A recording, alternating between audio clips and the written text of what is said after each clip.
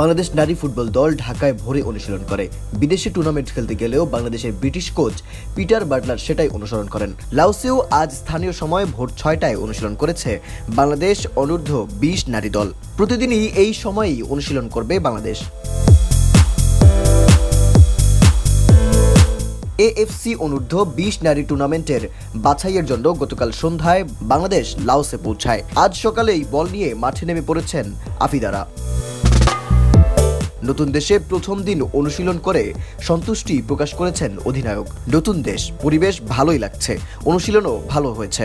কালকে আমরা বাংলাদেশ থেকে লাওসে আসছি। আমরা আজকে প্রথম প্র্যাকটিস করছি, তো আলহামদুলিল্লাহ সবাই সুস্থ আছি, ভালো ট্রেনিং হয়েছে। আমরা সবাই ভালোভাবে প্র্যাকটিস করছি, সবার মন মেজাজ ভালোই আছে। নতুন দেশ, ঘুরতেছি, ভাল লাগতেছে, দেখে দেখে আসতেছি, ভাল লাগতেছে।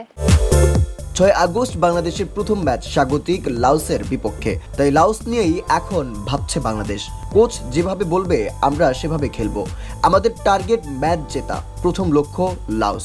লক্ষ্য প্রথম যেহেতু লাওসের সাথে খেলা, লাওসের সাথে যেভাবে খেলতে হবে, কোচ যেভাবে বলবে, আমাদের টার্গেট থাকবে ম্যাচ জেতা। বাংলাদেশ অনূর্ধ্ব ২০ নারী ফুটবল দল সম্প্রতি সাফ অনূর্ধ্ব ২০ টুর্নামেন্টে চ্যাম্পিয়ন হয়েছে। বাংলাদেশ চ্যাম্পিয়নের অন্যতম কারিগর মোসাম্মদ সাগরিকা। তিনি আজ অনুশীলন শেষে বলেন, আমরা কাল বাংলাদেশ থেকে আসছি, সকালে অনুশীলন ছিল, ভালো হয়েছে। আমাদের লক্ষ্য টুর্নামেন্ট জেতা। আমরা কালকে বাংলাদেশ থেকে আসছি, সকালে প্র্যাকটিস ছিল, অনেক ভালো প্র্যাকটিস করছি। আমরা ম্যাচের জন্য প্রস্তুতি হচ্ছি।